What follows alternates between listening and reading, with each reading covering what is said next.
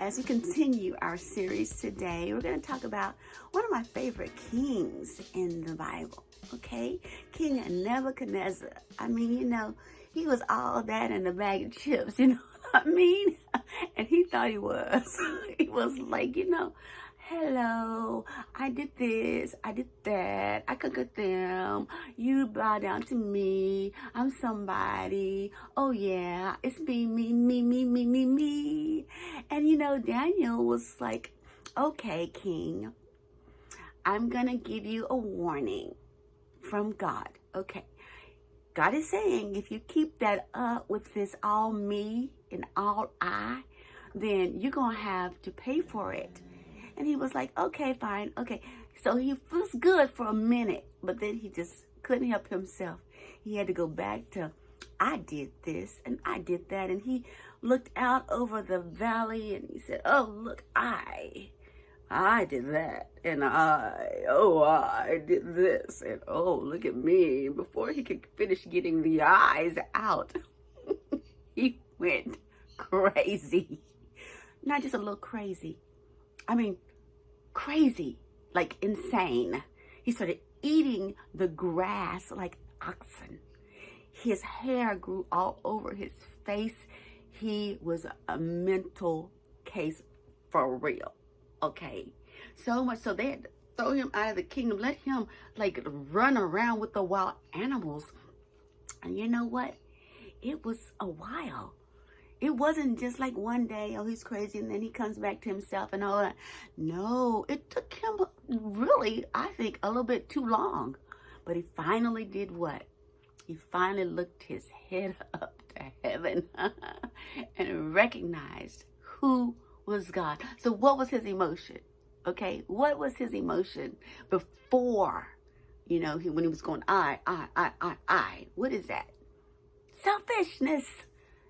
Okay, selfishness is an emotion. It really is. Selfish. Me, I'm haughty, prideful. Oh, wow. Look at me. Kind of like Lucifer. What you think?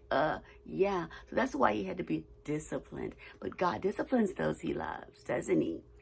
I know I don't like it either, but he does. He's a good God. And he disciplines us for a reason. So he disciplined him, and it was good for him because he finally looked up his head to the heavens and he said, oh, God, it's God this whole time. And God did what? Restored him. That is the miracle of this story too, that God restored him back to the kingdom as king. Go figure. Nobody but God. Nobody but God. Nobody could do that. But God, I mean, like literally, he just like kept the kingdom there for him. No ruler, nothing. Just, okay, here he is. He's got his mind back. Put him back in power, and there he was. So anyway, but it took what? Even in an insane mind. Think of this, though. So we say, oh, you plead the insanity. I'm insane. That's why I killed everybody. No. Even in your insanity, God gives you a brain to think. And just like it took Nebuchadnezzar too long, really, in my book, but he finally did. He looked up his eyes to heaven, and he recognized the God of heaven. And that's when he took his mind from insanity to sanity and put him back on the throne. There you go. So we are going to have to learn a lesson that you have to stop saying, I did this. It's mine.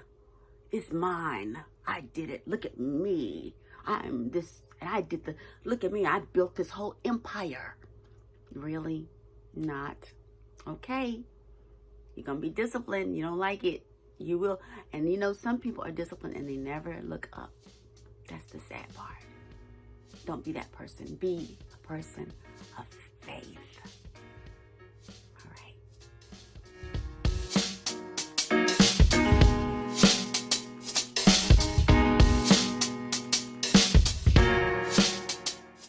Shucks,